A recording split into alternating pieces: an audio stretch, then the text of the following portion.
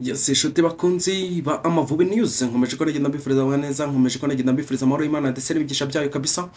Banyarwandakazi mu mwese mukunda Amavubi, mu mwese muhora amutegereje kabisa kumva amakuru avuga mu kipe y'igihugu Rwanda Amavubi, ndabibashimiye cyane. Iyi ni yacu no ya mbere ku isi zewe muzi kugezaho amakuru avuga mu kipe y'igihugu Rwanda Amavubi, aho tukugezaho uko abakinnyi b'Abanyarwanda barimo bagenda bitwara abakinnyi Burayi, kandi ni nahanga n'ubundi usanga umenyera kabisa, usanzwe umenyera amakuru ku basore b'Abanyarwanda baravukiye Burayi. Bamwe baba barimo bagenda batekerezwaho kugira ngo bazongerwe mu Mavubi, bamwe bataramenyekana, nahanga tugenda tubabazanira kabisa, tubabwira ati nuriya nawe ni umunyarwanda kabisa.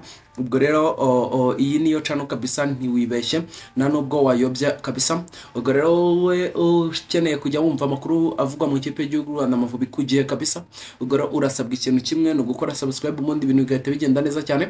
Kora kuri subscribe, nta kiguzi gusaba, no umutima ukubwira ngo koraho gusa aka kanya kabisa. Nabivugiye ubu ngubu bamaze gukora kandi ibintu byagenze neza cyane.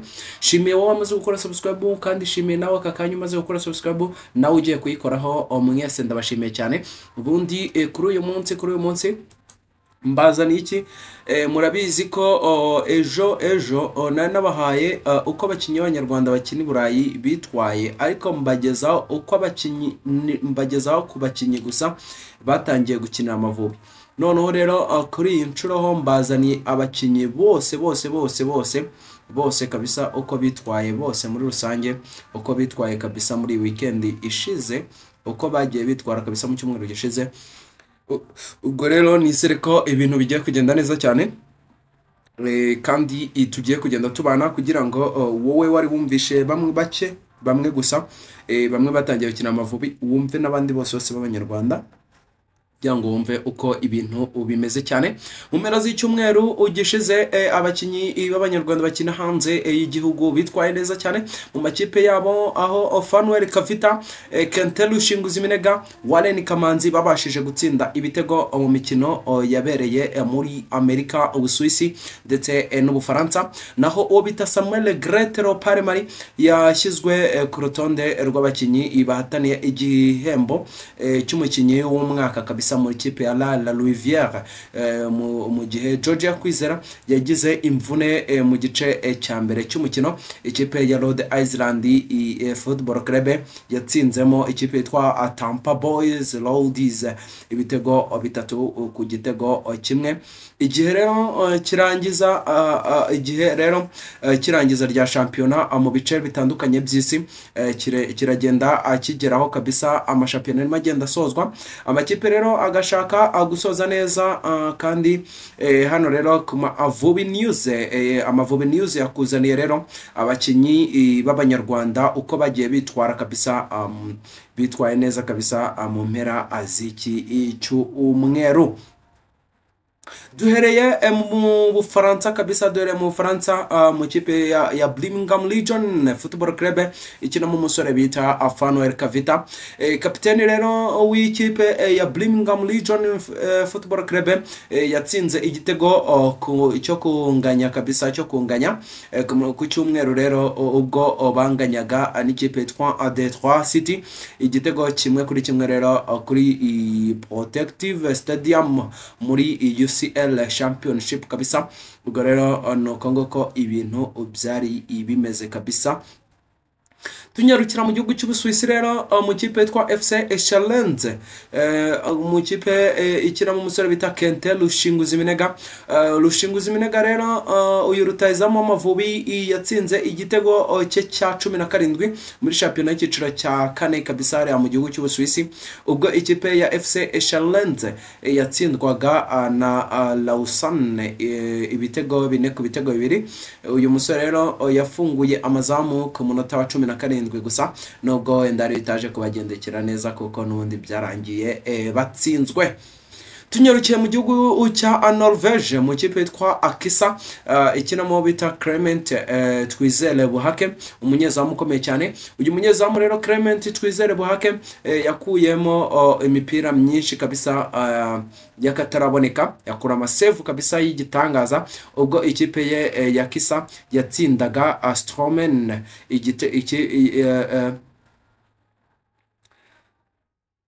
ubwo rero ikipe yatsindaga ikipe ya Stromen ibitego bibiri ku gitego kimwe muri shampiyona y'ikiciro cya gatatu hariya mu gihugu cya Norvège. Tunyarukira rero mu gihugu cy'Ubufaransa mu kipe ya Toulouse, umusore bita Warren Kamanzi w'umunyarwanda kabisa. Uyu myugariro w'iburyo Warren Kamanzi yatsinze igitego ku munota wa 10 ari nacyo cya mbere atsindiye ikipe ya Toulouse uyu mwaka. Ubwo rero batsindaga ikipe yitwa Saint-Etienne murayizi cyane, bayitsindaga ibitego bitatu ku bitego bibiri muri Ligue 1. Ubwo rero nuko ibintu byari bimeze kabisa. Nubwo rero akinira Norvège ku rwego nubwo yakiniye Norvège ku rwego batengeje imyaka 21, uyu musore rero aracyemerewe gukinira ikipe y'igihugu y'u Rwanda Warren Kamanzi. Ubwo rero kuri mwe mwese mwamugishidikanya ngo se yakina u Rwanda, ndakeka rwose mugomba kuba mwabimenya uyu musore biracyashoboka cyane kuko ntabwo arakinira ikipe ya Norvège y'abakuru, yakiniye yabateye imyaka 21 gusa. Tunyarukira mu gihugu cy'Ubusuwisi n'ubundi mu kipe yitwa Andermo, ikikina mu musore bita Johan Marvin Kali munamuzi cyane, yahamagawe no mu Mavubi kabisa. Uyu musore Johan Marvin Kali yinjiye mu kibuga asimbuye ku munota 24 gusa mu mukino rero ikipe mu mukino ikipe yitwa Dermo yatsinzemo rero Bretagne ibitego 4 ku gitego kimwe mu cyiciro rero cya gatatu hariya mu gihugu cy'Ubusuwisi. Tunyarukira mu gihugu cya Tunisia kabisa, mu kipe yitwa Stade Tunisien ikina mu musore bita Mugisha Bonheur Casemiro. Mu mukino rero wa nyuma wa shampiyona Bonheur Mugisha yatangiye ku ntebe y'abasimbura, aza gusimbura Herdi Khalifa ku minota 46. Ubwo rero ikipe yitwa Stade Tunisien yatsinzwemo na Sormen igitego kimwe ku busa. Ikipe rero ya Stade Tunisien yarangije iri ku mwanya wa gatandatu n'amanota 49. Mugisha rero yatsinze ibitego 5 kabisa mu mikino 31 muri iyi sezo kabisa. Ku cyumweru rero kandi n'ubundi ku cyumweru uyu musore n'ubundi yagarutse mu kibuga.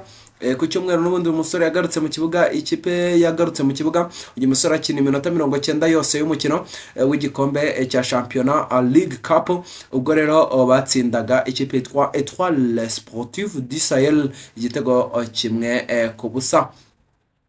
Tunyarukira nanone muri Amerika kabisa, dusubira muri Amerika mu kipe ya Rhode Island Football Club ikina mu musore bita George Yakwizera akinnye iminota 39 gusa nyuma yo kugira imvune mu mukino rero ikipe ye ya Rhode Island yatsinzemo ikipe yitwa Tampa Boys Lodies ibitego 3 ku gitego kimwe. Nuko nguko ibintu byari bimeze kabisa. Kandi dusoreza mu gihugu cy'Ububirigi, hariya mu gihugu cy'Ububirigi kabisa, ikipe mu kipe ya La Louvière ikina mu musore bita Samuel Grete rero yashyizwe ku rutonde rw'abakinnyi bahataniye igihembo cy'umukinnyi w'umwaka muri ikipe ya La Louvière muri uyu mwaka kabisa. Grete yakiniye iminota 26 atsinda ibitego 2 anatanga umupira kabisa umwe wavuyemo igitego kabisa. Urumva ko ni resulta nziza cyane, ni ibintu byiza cyane umusore yagezeho. Nuko ibintu byari bimeze kabisa ara mu gihugu cy'Ububirigi.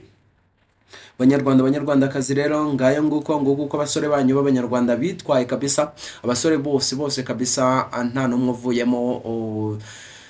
Dushyizemo nyine n'abandi batari batangira gukina u Rwanda uko bitwaye abakinye bose muri iyi weekend, nuko nguko bitwaye kabisa. Ubwo abanyarwandakazi murabizi ko ntacyo twabima ntacyo kabisa. Ubundi mureke tuze kubana mu biganiro biri imbere kabisa. Kora subscribe n'utarayikora, like, comment, subscribe ndetse n'ibindi byose tuze kubana mu biganiro biri imbere. Ciao.